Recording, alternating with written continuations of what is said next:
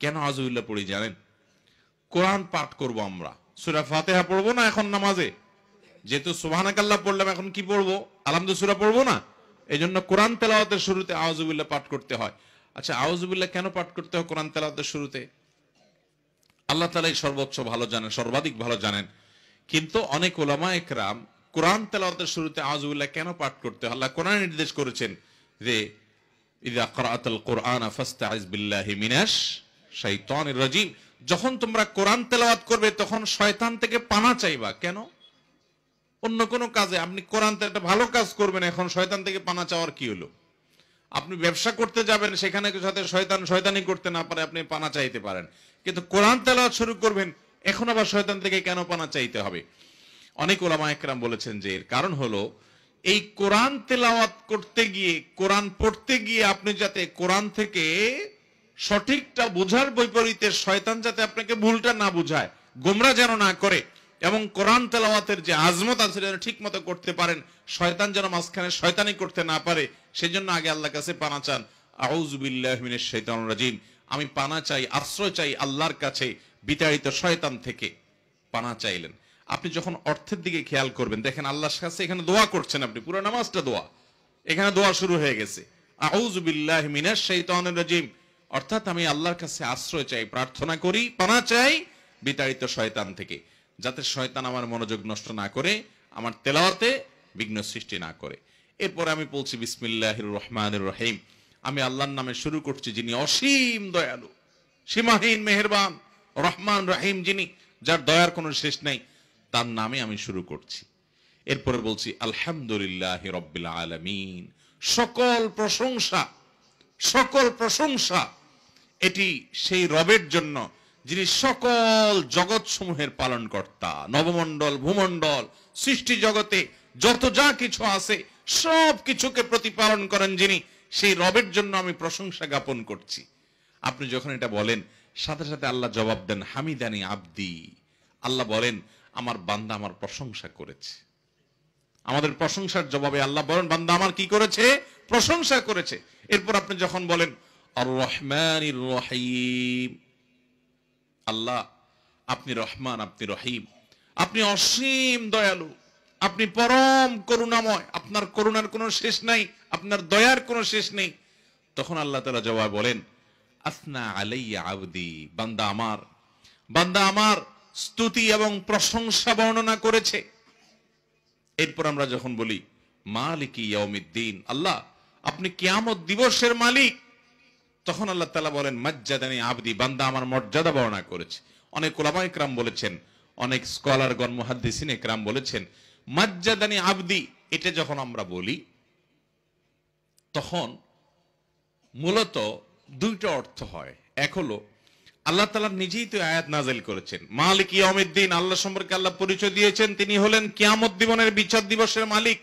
কিয়ামত দিবসের বিচার দিবসের মালিক হওয়ার কথা বলে এখানে আমাদেরকে যেমন উৎসাহ দেয়া হয়েছে, আশার বাণী শোনানো হয়েছে, আবার সতর্কও করা হয়েছে। কিভাবে? একজন পাপিষ্ঠ ব্যক্তি, তার জন্য সতর্কবার্তা, তুমি কার অবাধ্য হচ্ছ, কার নাফরমানি করছো, দুনিয়ার এই খেলা শেষ হবে, এই আয়োজন শেষ হবে, চোখ দুটো বন্ধ হয়ে যাবে, শরীরটা নিস্তেজ হয়ে ঠান্ডা হয়ে যাবে, তোমাকে যেতে হবে কবরে, সেখান থেকে সৃষ্টি করে আল্লাহর সামনে তোমাকে দাঁড় করানো হবে, পুনরায় তোমাকে তৈরি করে আল্লাহর সামনে দাঁড় করানো হবে, তোমার পুরো জীবনের হিসাব নেওয়া হবে। তুমি কার অবাধ্য হচ্ছ জানো? তিনি কে?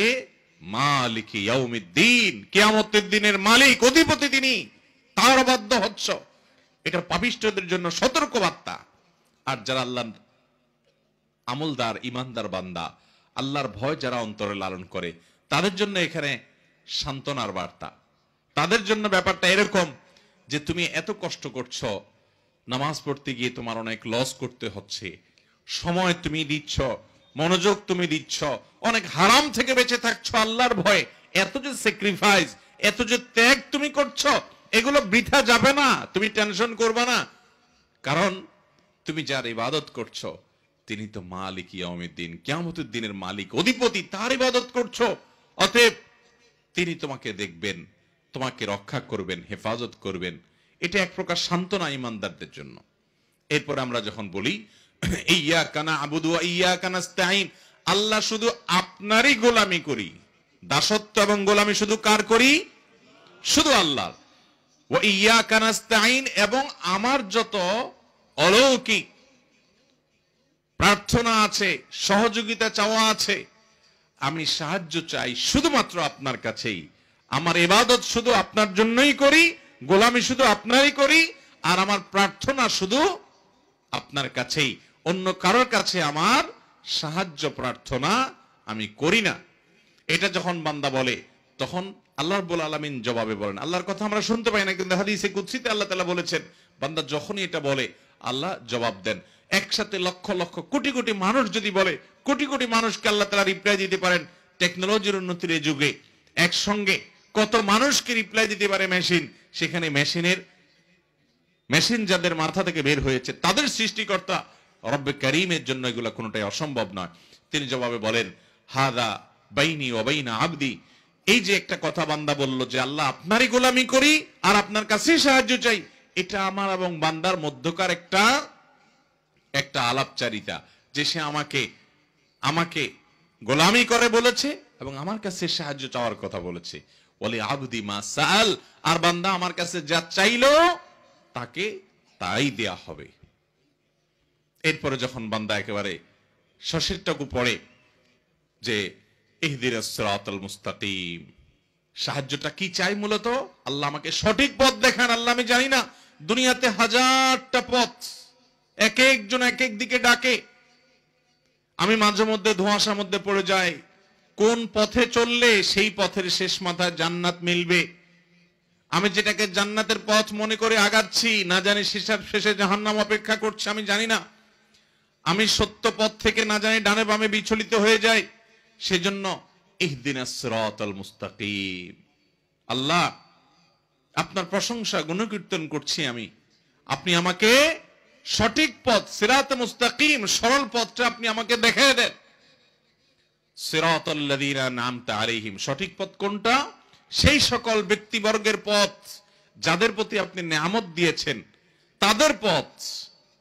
তারা কারা? অন্য আয়াতে আল্লাহ বলেছেন, উলাইকাল্লাযীনা আন'আমাল্লাহু আলাইহিম মিনান নাবিয়্যিনা ওয়াস সিদ্দীকিনা ওয়াশ শুহাদাই ওয়াস সালিহিন ওয়া হাসুনা উলাইকা রাফিকা, যাদের প্রতি আল্লাহ নেয়ামত দিয়েছেন তারা নবীগণ, সত্যবাদী ইমানদার বান্দাগণ, শহীদগণ, সৎ নেক কর্মশীল বান্দাগণ, সেসব মানুষদের পথে আমাকে পরিচালিত করিয়েন আল্লাহ। সূরা ফাতিহার মধ্যে আমরা দোয়া করি, গায়রিল মাগদুবি আলাইহিম ওয়ালাদ-দাল্লিন, যাদের উপরে আপনার গজব নাজিল হয়েছে, ইহুদিরা, ওয়ালাদ-দাল্লিন, আর যারা পথভ্রষ্ট হয়ে গেছে, সঠিক পথ থেকে সরে গেছে, খ্রিস্টানরা। এই দুই গ্রুপের পথে যেন আমি না চলি আল্লাহ, আমি যেন নবীদের পথে থাকতে পারি, আপনার নেয়ামতপ্রাপ্ত বান্দাদের পথে থাকতে পারি। এভাবে সূরা ফাতিহাতে আমরা আল্লাহর কাছে দোয়া করি, এরপরে বলি আমিন, অর্থাৎ আল্লাহ আপনি আমার দোয়া কবুল করেন। তাহলে দাঁড়িয়ে আমরা আল্লাহকে সূরা ফাতিহার মধ্যে মূল বিষয় হলো আল্লাহর প্রশংসা গুণকীর্তন করার পর এরপর আল্লাহর কাছে আমরা আসল জিনিসটা চাই, সেটা হলো হেদায়েত। হেদায়েত চাইতে গুরুত্বপূর্ণ কোন জিনিস ইমানদারের জীবনে নাই।